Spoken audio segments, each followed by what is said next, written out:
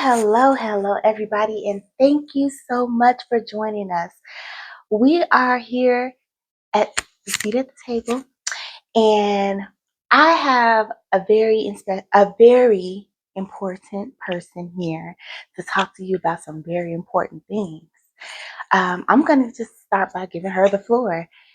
Hello, ma'am. How are you? Hey everyone, thank you so much for having me here, ma'am. I'm NaKiya, and I'm looking forward to this conversation to talk about things that are occurring within the CSRA. Okay. So, Zakia, nice to meet you. We are so grateful to have you here to talk to us. Um, my first question before we get into the nitty gritty of why you're really here is what, who are you? Like, who are you? Where did you come from? Um, who, what is your story about how you became the Zakia that stands in front of or sits in front of us today? That's a good question because I am multifaceted. I am a military brat. My dad was in the Army. He retired after 24 years. I spent most of my I'm going to say formative years growing up overseas in Germany, then went to high school in Virginia, went to college in Virginia, and I've been here in the area approaching 3 years. We moved here because my parents retired here maybe 8 years ago, and we just wanted a slower pace of life. And who I am a person who connects people together. I am resilient, and I am someone who believes that our voices should not be um, quiet. I believe we all have a story. I believe storytelling is impactful and it transforms lives through our lived experiences. So, in a nutshell, I am someone who enjoys connecting with people, bridging the gap, and speaking up for those who feel unseen and unheard. You said something. You said something to me that kind of struck something as far as you have traveled. So, do you think that your traveling around the world has had an effect on what you decided to pursue with mental health and networking and bringing people together? Oh, that's a good question, Valentine. I absolutely think it does. I think when you have the ability, afforded the privilege to travel, it changes your mindset. I traveled throughout Europe because of my parents. But even as a young adult and going on progressing throughout my life, that is something I value. And when I travel, I don't like to go to just the biggest cities necessarily. Sometimes it's the quaint places, quaint eateries where you learn so much, especially from um, the elders. There's so much knowledge there. And so traveling, you appreciate different cultures, different viewpoints. And sometimes it might not agree with your own internal values, but you can appreciate someone else's lived experiences. And so, yes, I believe being able to see the world at a young age and continue throughout my lifetime. I mean, I've been to so many different countries and cities across the world that I think it does have a connection to who I am and how I want to um, make an impact on the world. What was your favorite or most impactful trip or country that you've been in? Oh, well, let me just say, I love Germany. I'm a little biased. That's where I grew up. Um, my my love of my life. We met in third grade in Germany. Our dads worked together in Zweibrück in Germany. So Germany, I love it. I worked there as an adult. So I really love Germany. But as far as learning something in a different mindset, I want to say one time traveling to the Dominican Republic. I remember that my mother and I were on a trip and seeing how some of the littlest kids, like maybe 8 or 9, weren't in school during school time. They were out trying to hustle to sell things. And one particular young man caught my attention because he had on Allen Iverson jersey. And Allen Iverson's from the area where I went to high school. And he was trying to like barter with us trying to buy some of his items. And it stuck to me that, wow, it really is a privilege for the people in the US to be able to go to school, the majority, and not have to be out there hustling, probably trying to help their mom make ends meet. So that memory, I can see the little boy's face in my memory. That really struck a chord with me. Well, there are still a lot of people here in the U.S. that have to hustle. They don't all have, everyone doesn't have that privilege. Absolutely. Here, unfortunately. And yeah. I agree with you 100%. Everybody yes. doesn't. We see it every day, and it seems like a lot of it has been getting worse over the years, you know. But yes, okay. So here we are here in the CSRA. And how long have you been doing? What inspires you, you know, here to start your getting involved? Okay, so I've had my business, the Oni Project Consulting, for July will be 11 years. And typically we go into federal agencies, nonprofits, educational institutions, and help them improve their organizational culture so people can feel seen, valued, heard. We can do a needs assessment to see where some gaps are in policies or procedures. We can develop some training, a series of training, and facilitate them. I'm also a speaker. I speak at conferences. I've written a couple of books, co-authored a couple of books. But how I got involved here, because initially I kept going back to where I know, the DMV, to do work. But December 28th of 2025, almost 6 months ago, is when I started getting involved in the community. And how that happened, the community here, really active. And how that happened was I was strolling on my phone and I saw an article about a data center coming to Augusta, literally steps from my home. And so that got my attention. I posted in our subdivision Facebook group. I organized a call and subsequent meetings, started doing research, got on the agenda with City Hall, and spoke about it and said, how come we didn't know this? From there, it just went down a rabbit hole of more researching, more speaking out, continuing to go to city council meetings. And then I start to meet people in the community, people who also wanted to understand how this happened without the public's input. And then I started seeing that there were some other things that were kind of like yellow flags, and things that I'm very passionate about. And so through my work and my advocacy in regards to the Eisenhower Data Center, I am now working with Black Voters Matter.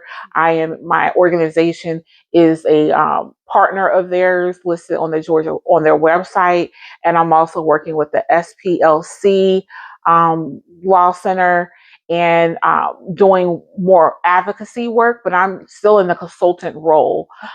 That's where my experience lies. A little bit about my experience. I've worked in the federal government up to the executive level, worked for 2 Fortune 500 companies, Booz Allen and Deloitte. And so I'm using those skills to help right here in my community. Like last year, this time, what I've been thinking I'm doing, what I'm doing now, absolutely not. But it's a blessing in disguise because I'm meeting some wonderful people that we may not be a part of the same organizations, but we have similar values and mindset. And so I'm very thankful.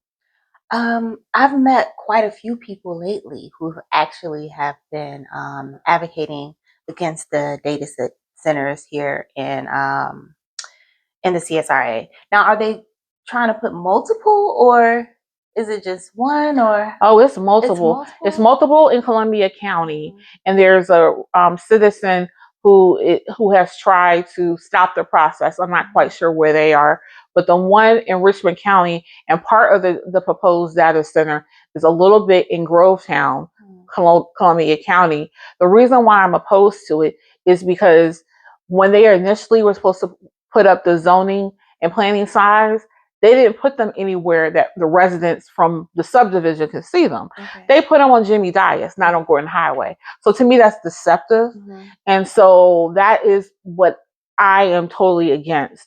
I'm about process and procedures and governance, good, effective, and true governance.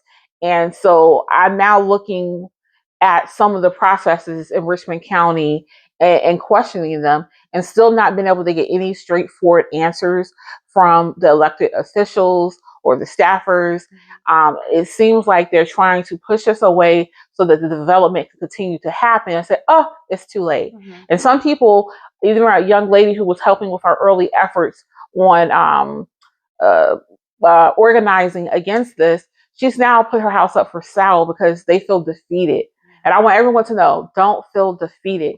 It is not the end game until construction is happening. Right now, they're clearing land. It's their land. They can do whatever they want on it. Mm-hmm. But the concern and what we still have the collective power to do is stop the construction from happening. Mm-hmm. And how you do that is showing up to the commission meetings, putting your name on the agenda. The next commission meeting is going to be on May 21st. You need the week prior, which is this week, before Thursday, to put your name on the agenda if you want to speak and voice your concerns. Remember that our ancestors bled, died for the right to have their voices heard. So you too can speak up. What would you say to those people that's sitting at home and like, yo, my voice doesn't matter. Like, they're going to do what they want to do anyway. I've heard that. Whatever, let them do it. What would you say to them? I would say your voice does matter. And you may not see immediate change or immediate satisfaction, but know one thing, it's documented and it's on the record when you show up and speak. It's noted in the records forever. Mm-hmm. And so your voice does matter. Collective voices are more powerful than the same voices keep showing up. They have to know that people care about this matter. And if you're too shy for whatever reason, because I do know the culture can be very dismissive in the chamber from some of the commissioners, show up just with your presence. Mm-hmm. Bring your neighbors, your family, just so that when the matter talking about the data center happens, you can be there to say, hey, like when they say who's here about the issue, you can stand up and they see the collective power. Numbers matter.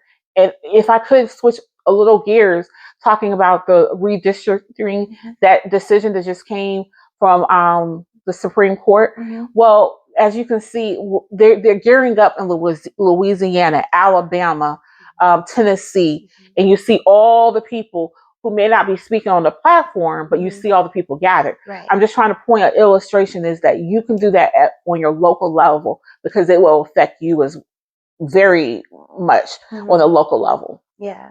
I think it's very important that we all do.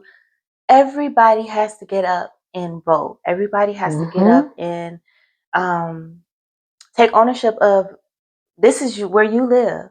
And we can't just allow things to happen to us. We have to be proactive. We see what happens when we allow things to just happen to us.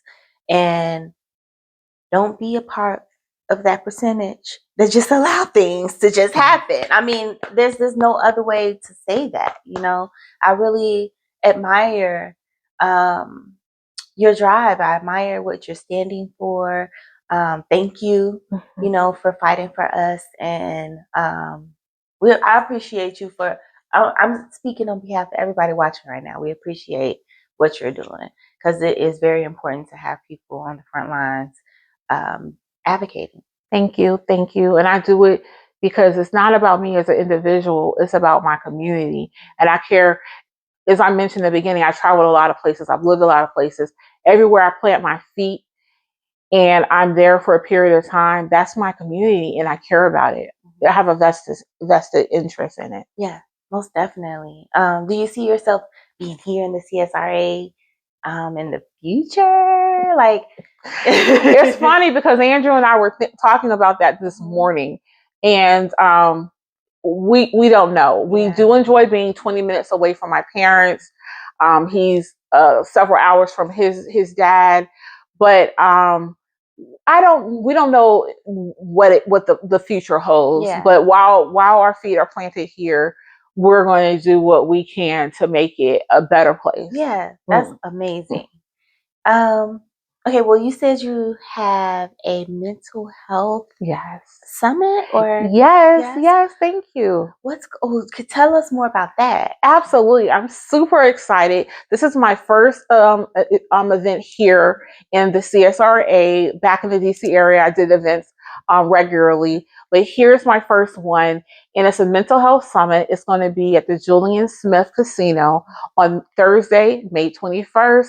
The doors open to the public at 4, and at 6 p.m. That's when it starts the 3 panel discussions.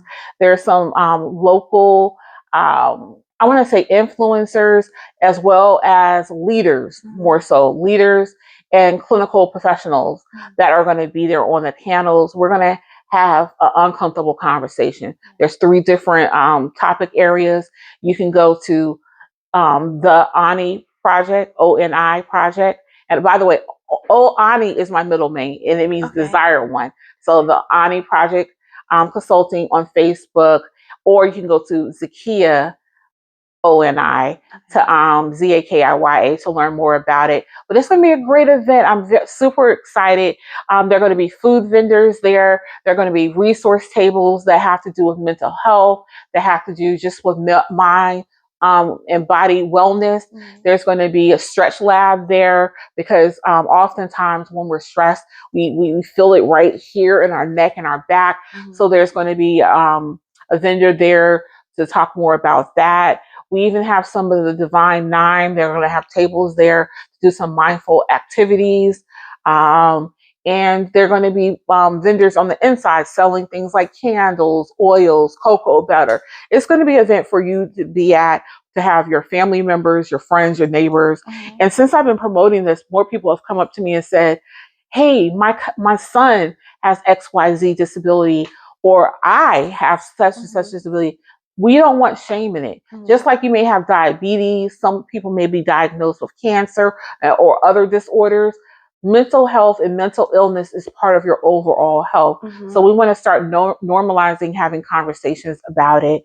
And one of my favorite panels is going to be about psychological safety, because my firm does a lot of work in that, going into organizations and making sure that it's safe. Can people feel like okay about making a mistake in doing their work, or is someone going to jump down their throat? There's something also talking about, people heard the term mean girl energy. That's very prevalent. We're going to talk about what it looks like for the youth, and what does it look like when it shows up to your workplace. So it's practical conversations, and we're going to talk about it. So I'm excited to see you there. Yes, this is amazing. You guys, you really don't want to miss out if you are in the CSRA area, because this is an opportunity for you to get the resources that you may need to help yourself. There was something that she had mentioned about mental health. I'm not a doctor, but I do want to go a little deeper into what she had mentioned. Your mental health can affect your physical health. Yes. And if your mental health is not right, then you can start getting other issues like fibromyalgia, the foreign pains that just don't make sense, like sicknesses, like nausea, like you're having a lot of physical pains that you can't explain. And a lot of times it's because of your mental health. And that includes stress. And living in the world that we live in, stress is something that we deal with even if we're not signing up for it. Because the first thing we do, especially if we go to our social medias and open our phones to our social medias, the first thing we do is open our phone and see the stress. Like we have daily stress. So it's very important to focus on your mental health. It's okay to see a therapist. It's okay to, talk to somebody, a coach. They're there for a reason. If you have health insurance, which most of us do, not everybody, but most of us have health insurance. Your health insurance covers your mental health, your behavioral health. So there's no excuses for you not to, other than the fact that you want to be in denial. And we Mm-hmm. come from generations of people that are in denial about mental health. That's You true. know, everybody wants to kind of chalk it up and say, oh, no. If you got a mental health issue going on, it's okay. Like she said, do not be afraid to communicate that. Don't be shy to say, hey, if you have ADHD or whatever, like it's okay. It's okay to seek services. It's okay to seek help. There's nothing wrong with that. Nothing's too minute to seek help about. As you see, she's advocating for the community when it comes to the data centers, which I've heard are bad for the community. That was the first thing that they talked about when they started talking about the data centers in Tennessee, which I don't want to go down the whole rabbit hole as far as how I noticed a lot of the states that were advocating against a lot of things are going through some things right now. But we've seen what happened with the the local communities in Tennessee and how they were getting sick. So it's not just, oh, the data centers are sucking up all the water. We forgot that they're making people sick. That's And right. it's weird how they're just like, oh, whatever, put the data center in anyway. Money is power. Money is dominating everything. So if we don't get up and we don't say, okay, enough is enough, and we come out and we advocate for ourselves, even if you don't care about your neighbor, advocate for yourself. Advocate for your generation of children that comes up behind you. If you don't have no kids, if you don't care, you don't care. A lot of people don't care. A lot of people are living in a world right now where they don't even care. Like, it's like, whatever, I'll be dead in 20 years anywhere. You go, I got another 10 years to live, whatever, But we trying to live. I got at least another 60 in me. So let's do better as a people for ourselves, and our community. Let's try to be better people for our community. So yes, you are passionate about a lot of things. I told y'all she was a very important person. I told y'all. And she is doing some big things here, and she got some big things going on, and she's doing it for you. She ain't even working just for herself. What's your why? Do you have kids? I have bonus kids. I don't have a child that's alive. Okay. That I gave birth to. Thank you. But my why is because I was diagnosed with some conditions earlier on in life, and I had a high school teacher to tell me that I wasn't college material. I want other people to never feel how I felt in that moment. And if they did, I want to be the reason why they are overcoming whatever obstacle, that they feel like they are valued, appreciated, and they have a voice. That is why it infuriates me when someone tries to repress my voice or others in my presence, because your voice is so powerful. And I know how little one can feel when people try to do that or bully you or demean you. So my why is to help another person who's going through something or has gone through something. What has been your biggest obstacle that you faced on your journey, on your business journey, and what did you do to overcome that obstacle? My biggest obstacle, I will say, it had to do with moving to this area. This area, even though I've lived in many places, it's not a typical military town, in my opinion. I'm used to going to like places where you're new there and you're welcomed and embraced with love, especially if you're in certain organizations. And here it seems to be about how long you've known the person, or particularly um, what your title is in the community.